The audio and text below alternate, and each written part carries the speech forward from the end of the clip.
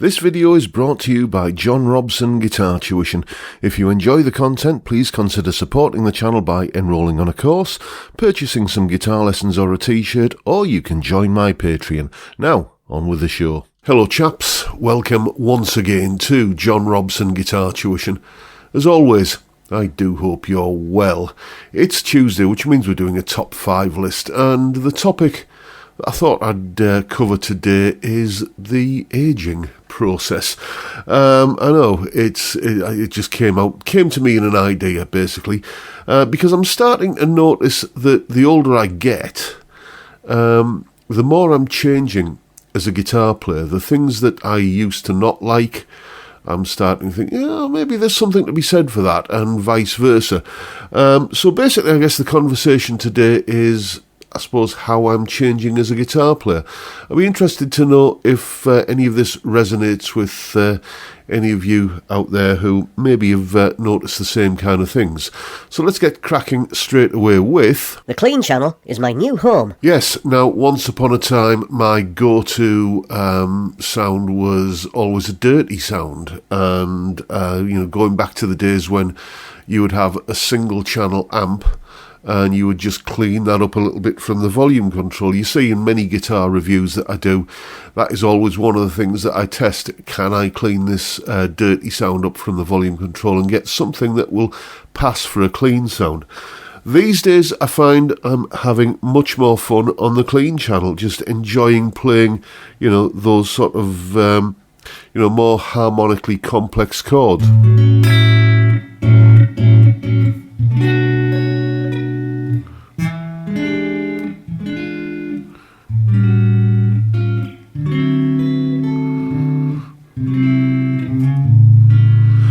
All of that kind of stuff, it's, to me, that is much more, for some reason, appealing than the big old thrangy power chords these days, when once upon a time it was the other way around. So, yeah, one thing I am definitely noticing is that I'm spending much more time on the Clean channel. Next. Humbuckers are my default sound. Yes, I mean, this is a very, very recent thing that I've started to notice. As you know, this is my signature guitar, and if I hit this push switch here, I split these humbuckers into single coils, and I don't think I've done that at all in about the last 3 or 4 months. I'm just kind of sitting on a humbucker tone pretty much all of the time,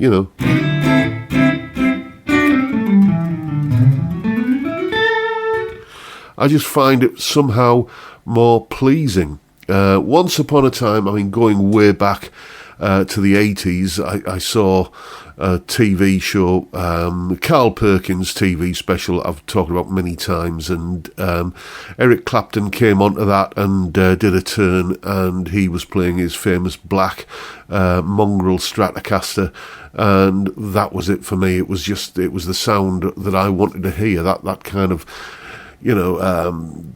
characteristic sort of Strat sound, bridge and middle pickups together. And of course I was listening to the 80s, I was listening to Knopfler all the time. Essentially, single coil tones were the order of the day for me. Even, when you piled a bit of gain on, I still preferred the sound of a single coil tone. And these days, I got to tell you, I'm sticking more with humbuckers. I can't pin down exactly when that was. The day when I suddenly decided, I'm going to go for a humbucker tone today. But I just realised very, very recently that I'm not kind of doing the single coil switching thing anymore. And I've got a few guitars in here, as you can see, with single coil pickups, but I'm tending not to play them as much these days. I don't know. I guess I'm becoming more of a humbucker kind of player these days. So that's that one. Next. To pick or not to pick? Yeah, now, I remember one particular gig in the mid-90s where, it was just an absolute nightmare, because I had remembered to pack everything for the gig. I'd remembered the guitar, the spare strings, the spare leads, batteries for everything that needed batteries, and so on and so forth. And then that horrible knot in the pit of your stomach when you realise, I haven't got a pick, and I managed to borrow one because the gig we were playing, there were other guitarists in the audience, and I knew I literally had to go out into the audience to scrounge a pick. But these days, I'm finding that it doesn't bother me. I can just sit and quite happily play, fingerstyle things. I think it comes to do with it, the fact that, again, going for the clean sound a lot of the time and, playing.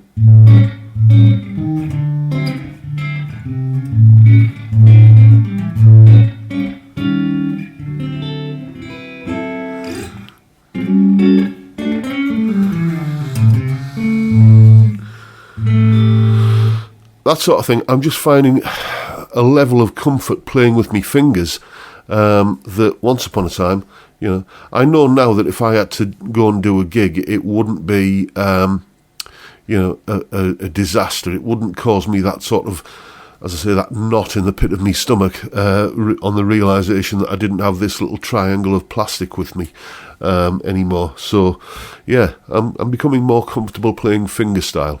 Maybe I'll even do a Jeff Beck at some point and just kind of go completely naked with the fingers. We shall see. But that's definitely something I've noticed recently. Next. Speed isn't important. Yeah, I mean, going back to me college days in the 80s,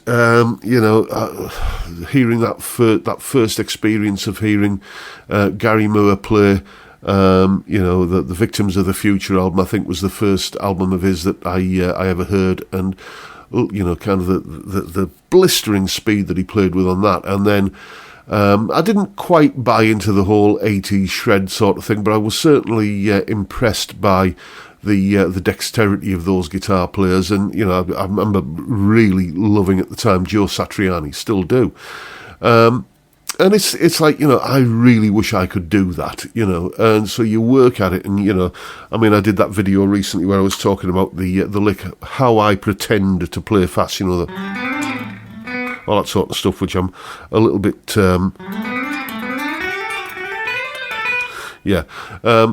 it's doable on a clean sound, but I'm finding that I used to feel like I had to include that kind of thing, or it's been a while since I've done this, so bear with me, it might go horribly wrong, but I was determined to become a demon sweep picker at one point, which you can see never really happened. I'm so out of practice with that, but it was important to me. It was like something that I needed to kind of demonstrate that was part of me as a player, and it just isn't anymore. I just don't find myself wanting to do that. Ironically, I don't think there's a guitar demonstration or solo that I do these days for YouTube which doesn't include some little bit of twiddly stuff, but it just tends to happen involuntarily these days. It's found its own level, and I'm not really interested in trying to do it anymore. It's like, okay, that there is what I do, and when it comes out, it comes out, and if it doesn't, it doesn't. It doesn't feel like it's something that I have to, like I've got anything to prove anymore. So that is definitely something I've noticed in the way that I play. So, next. Going back to my roots. Yes, going back to my roots. As I say, that my first sort of forays into, the heavier side of music, I started noticing in the late 70s that, these rock bands who were hitherto just, kind of rowdy noise merchants that didn't make any kind of noise I was interested in, suddenly they were having hit singles, United by Judas Priest, or what would be another one? Since You've Been Gone by Rainbow, or Living After Midnight, again, Judas Priest, and Never Say Die, Black Sabbath. These are the sort of tracks that were really,